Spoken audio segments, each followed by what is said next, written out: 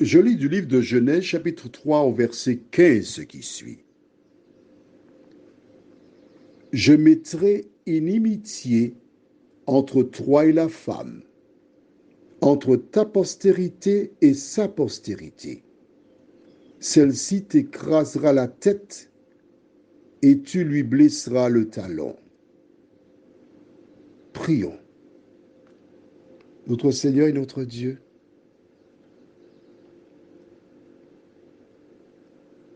te remercions pour cette portion de la parole, cette promesse que tu fis dans le jardin d'Éden. Tandis que nous approfondirons cette déclaration, nous continuons de compter sur toi afin que tu nous éclaires, que tu nous diriges. Merci Seigneur. Au nom de Jésus. Amen. Lorsque Dieu descendit, il posa la question d'abord à Adam parce que c'était lui le gérant de la terre. Ensuite, à la femme, pourquoi tu fais cela? Et quand elle expliqua qu'elle a été séduite par le serpent, Dieu déclara au serpent, tu es maudit. À partir de maintenant, tu seras un animal, l'animal maudit. Le seul entre tout le bétail et entre tous les animaux des champs. Il y avait une marque sur lui, animal maudit. De père en fils, de mère en fille, malédiction. Tous les jours de sa vie, il rampera. Mais, ensuite, il dira, je mettrai inimitié entre toi et la femme, entre ta postérité et sa postérité. Celle-ci t'écrasera la tête et tu lui blesseras le talon. Dieu, par cette déclaration, annonce au serpent qu'il y aura une guerre sans merci entre la femme et lui.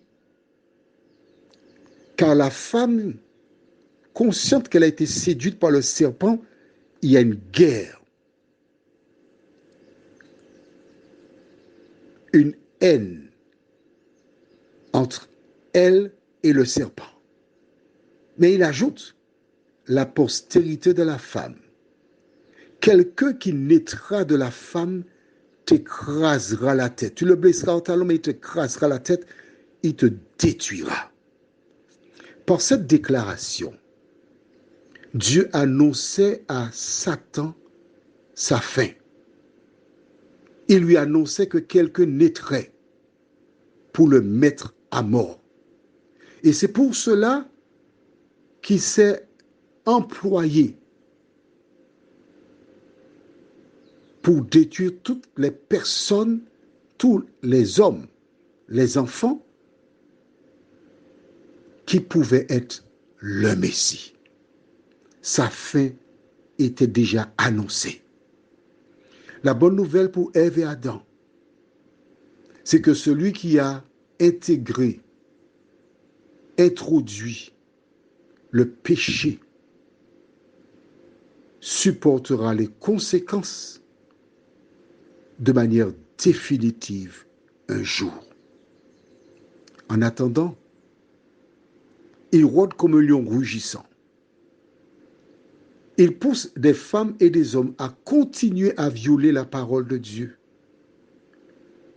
Il continue de nous séduire.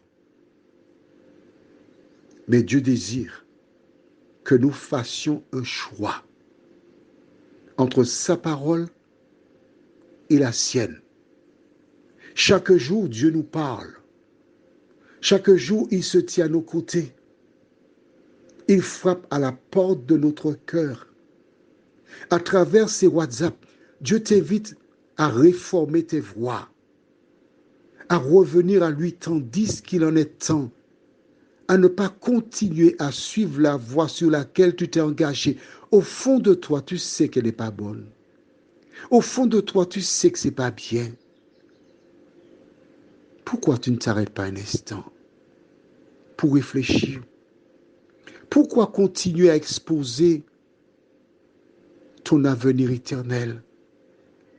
Es-tu seulement consciente ou conscient que toutes les fois que tu persistes dans une voie contraire à la parole de Dieu, tu es en train de dire à l'autre,